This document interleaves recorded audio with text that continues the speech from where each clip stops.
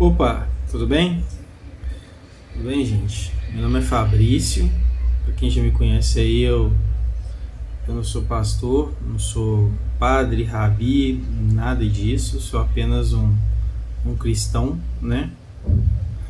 E o tema de hoje do vídeo que eu escolhi aqui é sobre como Jesus age, né, em nossas vidas, né? Inclusive nos dias atuais. Assim, então eu fiz um estudo bíblico, né, sobre como Jesus age em nossas vidas, e eu vou estar falando um pouco aqui desse estudo para vocês, né? Primeiramente, é lembrar que Jesus Cristo, ele é a figura central do cristianismo. A sua ação em nossas vidas, né, dos cristãos, dos que creem nele, né, ela é poderosa e transformadora. A Bíblia ensina como ele opera em nossas vidas. Ele tem vários exemplos, né, nos evangelhos, né, Mateus, Marcos, Lucas e João, né? E ele nos guia fortalecendo e transformando através da sua glória. Então, nesse estudo que eu fiz, né, eu procuro explorar de como Jesus age, né? Eu procurei também utilizar exemplos bíblicos, casos reais eu vivi um pouco do século XX e século XXI, então eu coloquei século XX e século XXI, né? E passagens que demonstram seu poder e seu amor para com a gente, né? E além da aplicação nos dias atuais. Então, o primeiro ponto é que Jesus ele age como nosso Salvador. A primeira e a mais fundamental forma de ação de Jesus em nossas vidas é a salvação. Salvar de quê, né? Salvar da morte eterna, né? E de salvar de literalmente irmos para o inferno. Porque inferno tem um significado que eu acho que é vazio também tem esse significado. Depois eu posso rever isso, mas tem um significado que é como se fosse um vazio completo, né? Aí a primeira é, então ele age na nossa salvação, e em João 3,16, que é um versículo que eu falo muito aqui, né?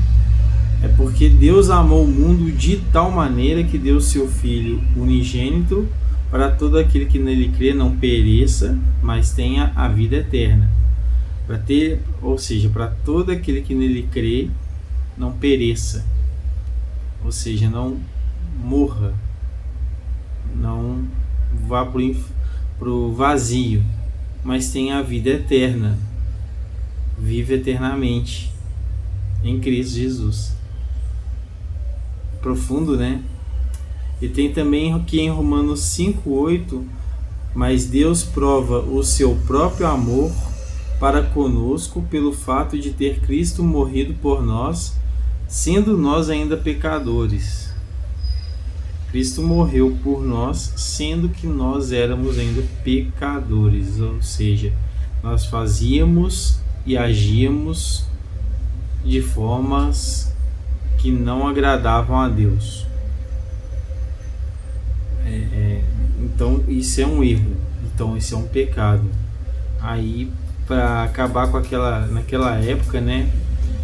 Estou lendo a Bíblia lá em Gênesis, Êxodo, Levíticos, Números, né?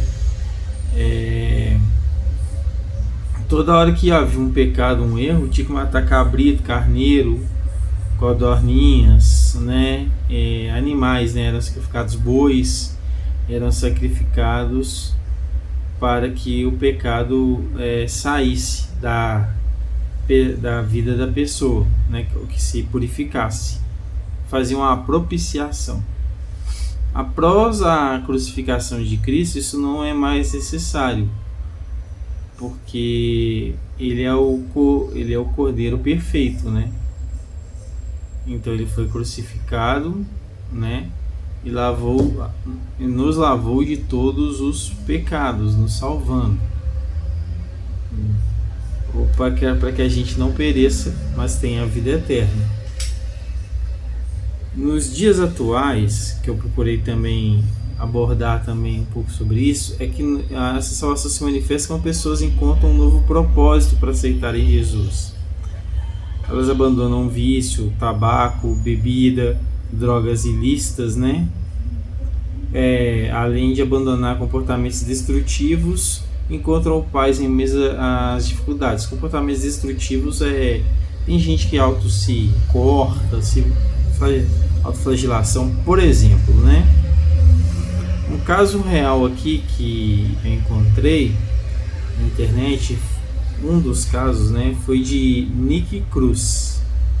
Ele é um ex-líder de gangue lá na cidade de Nova York, nos Estados Unidos, né? E quando ele entregou sua vida a Cristo, após ouvir a pregação de um homem chamado David Wilkerson, a sua transformação inspirou milhares de jovens a deixar o mundo do crime para seguir Jesus. Eu não conhecia essa história, mas esse rapaz ele era muito influente. Ele influenciava ainda mais os jovens.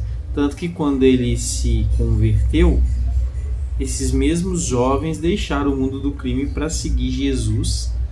Por quê? Porque se o Nick, né, estava seguindo Jesus, eles pensaram, então vamos seguir também. É o que eu creio que eles devem ter tido esse pensamento. Como eles admiravam o Nick passou a seguir Jesus, eles seguiram Jesus através do Nick, né? Então é dessa forma que Jesus age, né, como o nosso Salvador. Ele age também como o nosso guia. Jesus nos ensina o caminho que devíamos seguir, né, por meio da sua palavra e do Espírito Santo. Em João 14,6, ele fala, inclusive eu já citei aqui em outro vídeo, né, falando sobre religiões, né, em João 14,6 ele fala: eu sou o caminho e a verdade e a vida, e ninguém vem ao Pai senão por mim. Ele então está indicando o caminho. O caminho é ele mesmo. Ele é o guia. Ele é o que nos leva para junto de Deus. E no Salmo 119, 105, está escrito: lâmpada para os meus pés é a tua palavra e luz para o meu caminho. Isso foi escrito antes de Jesus Cristo. Foi lá nos Salmos, né? Então, quando o escritor desse Salmo falou isso, ele quis dizer que a palavra, e a palavra hoje sabemos que é o próprio Deus, né? Então a palavra é o caminho para Deus. Então, lâmpada para os meus pés é a tua palavra. A palavra ilumina. E luz para o meu caminho. Hoje ele continua a nos guiar quando buscamos direção, né, para decisões importantes, como na vida profissional, no convívio familiar, né, e no convívio com ele mesmo, convívio espiritual, né. Muitos testemunham como a oração, por exemplo, né, e o estudo da palavra trouxeram clareza em momentos difíceis. Várias vezes, né, quando a gente ora, né, tem pessoas que relatam histórias extraordinárias que aconteceram devido a essa oração. Também tem um caso real aqui, né, que eu encontrei, de um Corrie ten Boom.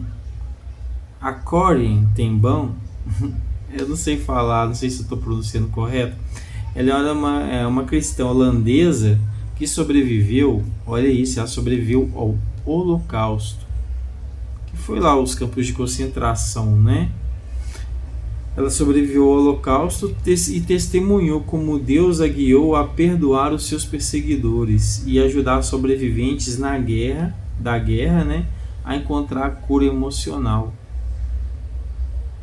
De alguma forma, Deus agiu ali na vida dessa irmã cristã holandesa e Deus a guiou a perdoar os perseguidores e ajudar os sobreviventes, né, a encontrarem cura emocional, porque o ódio ele consome a pessoa que odeia, não quem é odiado. Então, aquelas pessoas que perseguiam ela, provavelmente, né, naquela época de guerra, de tensão, né, ela tinha todos os motivos para sentir ódio daquelas pessoas. Mas por que ela não deveria sentir ódio daquelas pessoas? Porque o ódio corrói quem odeia. Ele mata quem odeia. Quem é odiado não acontece nada. Então Deus agiu na vida dessa irmã cristã lá da Holanda de forma que ela conseguisse perdoar e assim ela poder seguir a vida dela, inclusive ajudar pessoas a encontrar a cura emocional. Interessante, né? Também temos aqui no estudo aqui a situação em que Jesus ele age como o nosso consolador. Em momentos de dor e aflição, né, Jesus nos fortalece e nos dá a paz. Isso está escrito lá em Mateus 11, 28 a 30. Vinde a mim, a todos que estáis cansados e oprimidos, e eu vos aliviarei.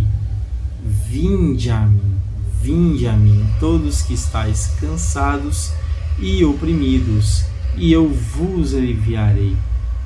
Jesus ele pede para a gente entregar as nossas aflições, os nossos fardos, as nossas preocupações para Ele cuidar, que aí nós estaremos leves, estaremos aliviados. Tem também um outro exemplo aqui que é João 16:33, que Jesus fala, ao contrário de que muitas locais aí, muitas igrejas pregam aí, né, que se você seguir Jesus você vai ficar tranquilão. Não é bem assim. Olha, João 16:33 diz o seguinte: no mundo tereis aflições, mas tende bom ânimo, eu venci o mundo. Ele se coloca como exemplo. No mundo tereis aflições, ou seja, a vida não é fácil. Você está nesse mundo aqui, não é para ter vida mansa. A vida aqui é difícil, é complicada. Mas ele fala, tem de bom ânimo, porque eu venci o mundo. Ou seja, ele venceu o mundo. E quem que está em Cristo consegue vencer o mundo. Porque você seguindo a Cristo, você se torna vencedor com Ele. Se Ele venceu o mundo, você também pode. Mas isso significa que você não vai ter dor? Não, vai ter dor. Significa que você não vai chorar? Não, você vai chorar. Você vai passar uns apertos. Mas aí você tem que olhar para onde? Para Cristo. Porque Ele foi humilhado, torturado, crucificado e venceu. Ao seu sofrimento não chega nem aos pés do sofrimento dele. Provavelmente. Então, tem de bom ânimo que se ele venceu o mundo, você também pode. Desde que você olhe para Cristo. Então, nos dias atuais, né, as pessoas elas enfrentam isso. Elas enfrentam depressão, ansiedade, depressão, ansiedade, crises emocionais. Jesus age através de sua presença, trazendo consolo e paz, seja por meio da oração. Orar é muito importante, gente. seja por meio da oração, da comunhão com outros cristãos, porque juntos somos mais fortes. Por isso é importante ir e estar junto com os irmãos, tanto na igreja quanto nos grupos em casa. Vocês podem chamar de célula, grupo caseiro, grupo familiar. É importante a união ali, porque nesse momento que a gente está unido, um irmão pode ajudar o outro a vencer uma depressão, uma ansiedade, uma crise emocional. Então, por meio da comunhão e com outros cristãos, através do apoio deles, você supera todas essas dificuldades. Eu encontrei um outro caso aqui, que é o caso de Bethany Hamilton. Essa eu acredito que é a mesma pessoa que eu vi num filme que passou na sessão da tarde. Bethany Hamilton foi uma surfista que perdeu um braço em um ataque de tubarão. Encontrou consolo e propósito em Jesus, tornando-se inspiração para as milhões. Essa menina realmente ela existe. Esse acidente realmente aconteceu. E através da fé dela, que ela tem muita fé em Cristo, ela conseguiu, inclusive ela surfa. Essa menina voltou a surfar. Ou seja, ela enfrentou o medo. Como se diz, né? No mundo tereis aflições, mas tem de bom ânimo, eu venci o mundo. João 16:33. Cabe certinho para o caso da Bethany. Ela venceu o mundo. Ela não deixou que aquele caso do tubarão, que deve ser uma coisa muito traumática, a fizesse desistir de voltar, de surfar, de fazer o que ela amava e de ter fé em Deus. Ela continuou crendo em Deus. Então Jesus ali age como nosso consolador. E o quarto ponto aqui que eu quero falar é que Jesus ele age como nosso provedor. Ele supre as nossas necessidades espirituais e materiais. Em Mateus 6:31-33 está escrito assim, portanto, não vos inquieteis, dizendo, o que comeremos, ou o que beberemos, ou com o que nos vestiremos, mas buscai primeiro o reino de Deus e a sua justiça, e todas essas coisas vos serão acrescentadas. Buscai primeiro o reino de Deus e a sua justiça, e todas essas coisas vos serão acrescentadas. E está também escrito lá em Filipenses 4:19: o meu Deus, segundo as suas riquezas, suprirá as vossas necessidades em glória por Cristo Jesus. O meu Deus, segundo as suas riquezas. Qual que é a riqueza de Deus? Infinita, né? Suprirá as vossas necessidades por Cristo Jesus. É profundo, porque quão imensurável a riqueza de Deus. E aqui no Filipenses 4:19 ele diz que vai suprir as vossas necessidades por causa de Cristo Jesus. Que Cristo se serviu, né? Foi de sacrifício, foi a propiciação por nossos pecados. Então a gente não tem que preocupar com o que a gente vai comer, com o que a gente vai beber, com o que a gente vai vestir, se a gente buscar o reino de Deus. Como é que busca o reino de Deus? Oração, súplica, pregando a palavra, não se escondendo, não sendo cristão agente secreto, só é cristão no momento oportuno, ajudando as outras pessoas, reunindo com os irmãos para que trocação de ideias ali, que os irmãos falam dos problemas, você fala dos seus e ali vocês ajudam um ao outro a encontrar uma solução. Inclusive isso eu não tenho visto muito em igreja. Geralmente essa parte aí, né, de confessar uns aos outros, a igreja tem esquecido um pouco, viu, dessa situação. Então, Jesus, ele como nosso provedor, né, ele tem milagres, inclusive milagres financeiros, né, curas e provisões inesperadas quando as pessoas confiam em Deus e mostram que ele age como provedor a todo tempo. Aí tem um caso real aqui também do George Miller, é um missionário do século XIX para XX.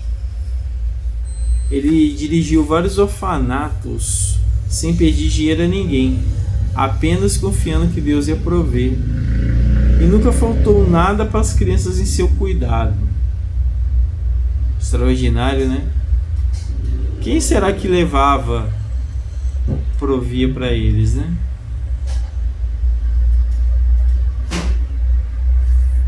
George Miller, ele foi um missionário do século XIX para o século XX. E o quinto ponto aqui é Jesus transformando as nossas vidas. A presença de Jesus em nossas vidas, ela gera uma mudança radical da vida daqueles que o seguem. Está lá em 2 Coríntios 5:17.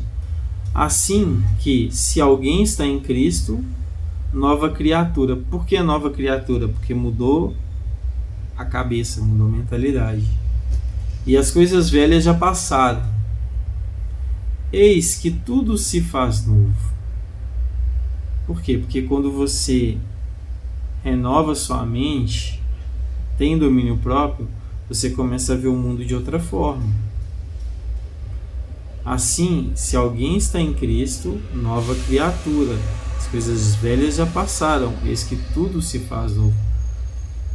Mas para isso acontecer, você tem que seguir Jesus Cristo. Porque só Ele é capaz de mudar a sua cabeça de tal forma que você vai começar a ver o mundo de outra forma. Tudo se faz novo. É assim que eu interpreto essa parte. E tem Gálatas 2:20. Já estou crucificado em Cristo. Claro que isso não é literal, né? Já estou crucificado em Cristo e vivo, não mais eu, mas Cristo vive em mim. Tem até uma música, né, que fala sobre isso. Já estou crucificado com Cristo, não vivo mais eu, mas Cristo vive em mim. Aleluia. O autor da música pegou de Gálatas 2:20. Ficou fantástico. Mas a pessoa realmente está crucificada com Cristo? Não. Mas ela quer dizer que ela morreu, ela se deixou morrer pro mundo, aquelas vontades, aquelas necessidades pagãs que ela tinha, para poder viver conforme o padrão que Cristo estabeleceu e assim ser salva. Então, você, a partir do momento que você morre para o mundo, você está se crucificado com Cristo. E ao mesmo tempo, está vivo, porque Cristo, ele vive através de você. Você, através do seu agir, do seu exemplo, as pessoas vão enxergar Cristo em você. Então, já estou crucificado com Cristo, você morreu para o mundo.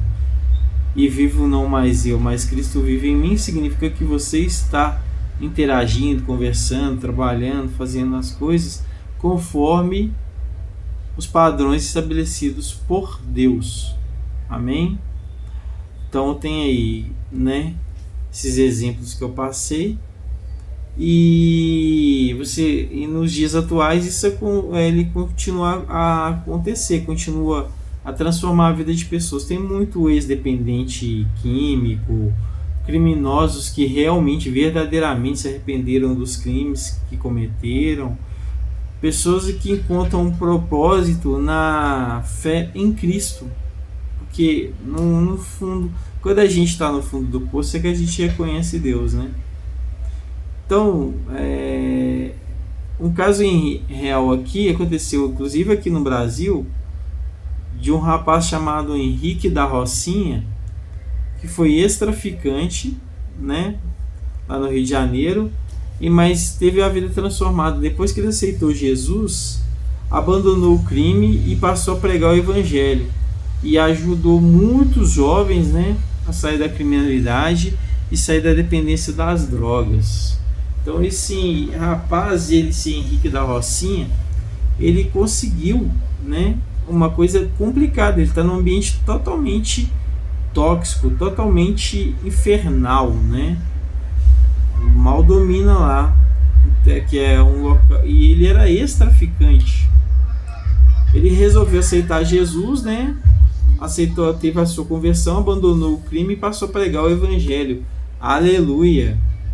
E com isso ele também influente, como o caso daquele americano lá, acho que acredito que seja americano que eu citei antes, ajudou vários jovens a saírem da criminalidade. Aí você fala assim: ah, Fabrício, isso aí é balela, como eu posso crer na legitimidade dos testemunhos? Verdade, né? Como a gente pode crer na legitimidade dos testemunhos? Aí a questão de um estudo, inclusive, que eu quero trazer para cá, que é a questão dos frutos do Espírito, né?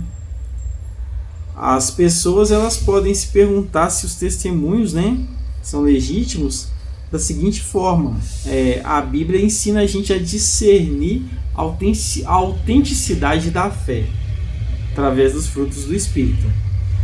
Que a fé verdadeira, ela se manifesta através de transformação de caráter e de crescimento espiritual. Está lá em Gálatas 5, 22, 23. Transformação de caráter e crescimento espiritual. Gálatas 5, 22, 23. Gálatas 22, 23. Aqui, vou ler para vocês aqui. Espera aí que eu só estou abrindo aqui, tá? Gálatas.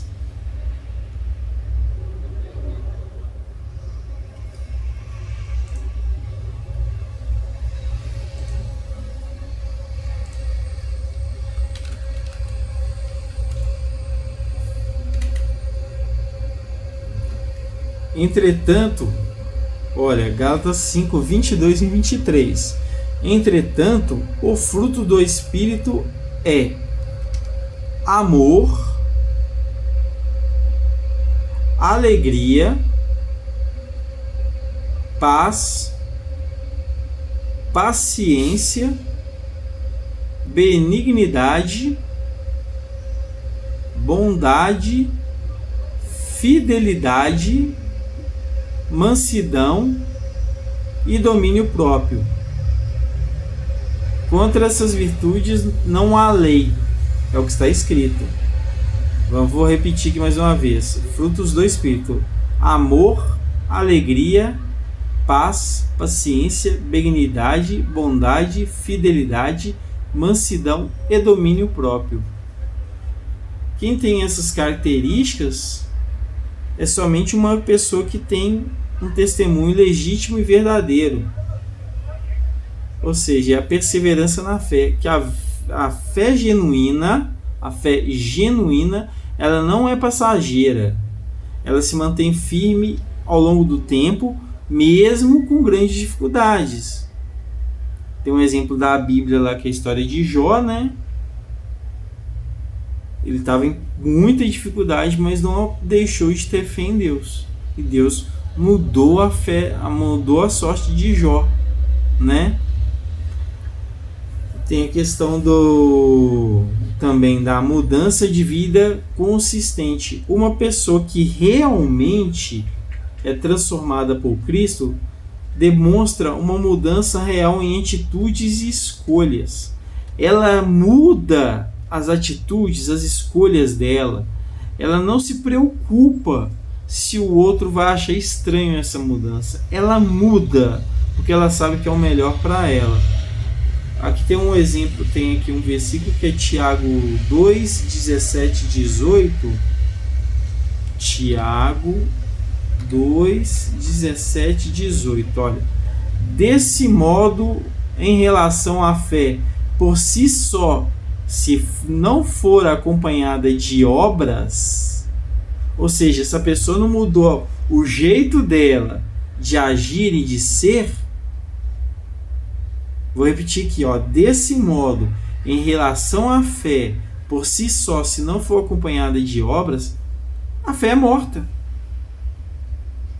A fé é morta.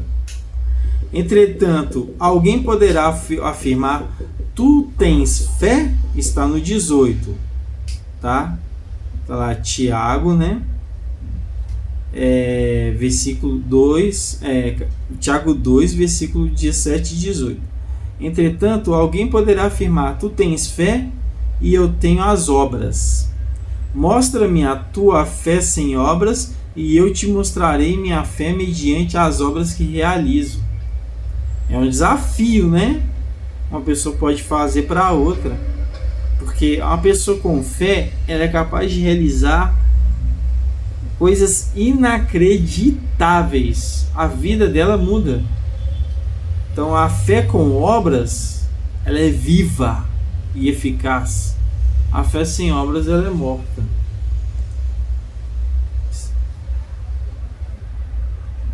Então é o seguinte, tem a questão do testemunho público, né? Jesus disse que aqueles que o seguem não escondem a sua luz, mas a deixam brilhar. Quem tem fé em Jesus deixa a luz de Deus brilhar. Isso está lá em Mateus 5,16. Mateus 5,16, que está escrito, olha que lindo, Mateus 5,16: assim deixai a vossa luz resplandecer diante dos homens, para que vejam as vossas boas obras e glorifiquem o vosso Pai que está dos céus. Assim deixai a vossa luz resplandecer diante dos homens. Homens, que eu estou falando aqui no contexto real, que abrange homem, mulher, criança, né? Deixai que a luz resplandecer diante dos homens, para que vejam as vossas obras e glorifiquem o vosso Pai que estás nos céus. Nos céus. Você olha que o céu aqui, ele nunca fala o céu no singular, ele fala no plural, nos céus. Porque há várias... Paulo até fala sétimo céu, né? É como se fossem dimensões, né? Eu assim penso. Então nós devemos deixar que Cristo brilhe através de nós. É assim que eu entendo esse versículo, né? Aí você pode perguntar: Fabrício, beleza, mas e aí? Como eu vou encontrar paz genuína em Cristo? Olha, a paz genuína em Cristo, a verdadeira paz, para começo de conversa, você não encontra na ausência de problemas, mas na presença de Cristo em nossas vidas. Porque problema a gente tem, todo mundo tem. É conta atrasada, é falta de dinheiro, é desemprego, é gente matando gente, é gente fazendo maldade com outras pessoas. E a gente fica pensando: meu Deus, que mundo é esse? Mas ele falou: no mundo tereis aflições. Aí você fala: como é que eu vou ter paz? A paz só encontra quem tem a presença de Cristo na sua vida. Aí você vai lá em Filipenses 4, 6, 7. Não estejais inquietos por coisa alguma, antes as vossas petições sejam em tudo conhecidas diante de Deus pela oração e súplica. Pela oração e súplica, com ação de graças, que a oração também é agradecendo, quando Deus atende ao seu... Ele concede a você a graça, você faz uma ação de graças. E a paz de Deus, ela excede todo entendimento. A gente não tem ideia de como é essa paz, só quem sente ela, mesmo assim, uma pessoa não vai saber explicar. Guardará os vossos corações e os vossos sentimentos em Cristo Jesus. E tem também aqui, Isaías 26:3. O profeta Isaías é aquele que Deus falou: a quem chamarei? E ele falou: eis-me aqui. É esse mesmo, Isaías. Isaías 26:3 está escrito assim: tu conservarás em paz aquele cuja mente está firme em ti, porque ele confia em ti.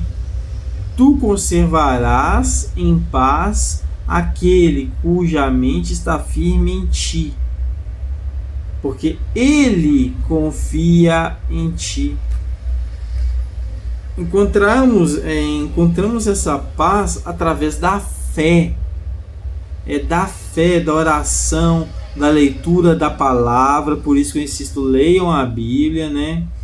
Fé, da oração, da leitura da palavra e da confiança plena em Deus.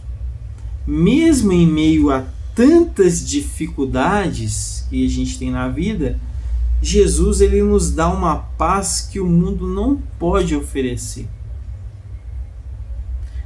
Jesus nos dá uma paz que o mundo não pode nos oferecer.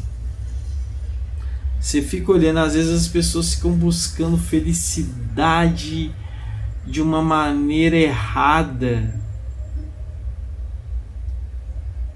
porque elas estão procurando paz onde não tem, paz no barulho, paz nos ruídos, nas bagunças. Enquanto a verdadeira paz só vai encontrar quando Cristo Jesus você encontrar. Porque através da sua fé que Ele existe, da sua oração, ou seja, você verbalizando para Ele as suas angústias, as suas aflições, mas também suas alegrias, né? Você vai encontrar através da oração, da leitura da palavra, porque não é somente através da palavra que você encontra Jesus, porque Jesus é o Verbo. Aqui você vai, em imensas dificuldades, você vai encontrar uma paz que no mundo você não vai encontrar. A conclusão que a gente pode tirar disso tudo aqui, eu sei que o vídeo me delongou um pouco, né? É que Jesus age em nossas vidas de muitas maneiras. Ele age nos salvando, nos guiando, nos consolando, nos provendo, nos transformando e aperfeiçoando. Às vezes ele deixa acontecer uma situação dolorosa em nossas vidas para que possamos ser aperfeiçoados, amadurecidos, mas nunca apodrecidos, amadurecidos. O amor de Deus para a gente, ele é imensurável, e a sua presença, ela é real a cada dia, todos os dias. Nós temos, na verdade, que abrir os nossos corações para que Ele opere em nós. Abra o coração para Jesus, deixe Ele operar em sua vida. Todo dia eu trabalho isso, tentando deixar Ele operar em minha vida, porque mesmo hoje, em tempos modernos, né, apesar de muita coisa ter mudado desde os tempos da antiguidade, Ele continua presente, Ele traz esperança, traz direção e traz transformação. Amém? Vamos orar. Senhor, muito obrigado, Senhor, por ser um Deus que nos conforta, nos provê, né, e nos auxilia, Senhor, em todas as nossas dificuldades. Continue agindo em nossas vidas e não se afaste de nós jamais, em nome de Jesus.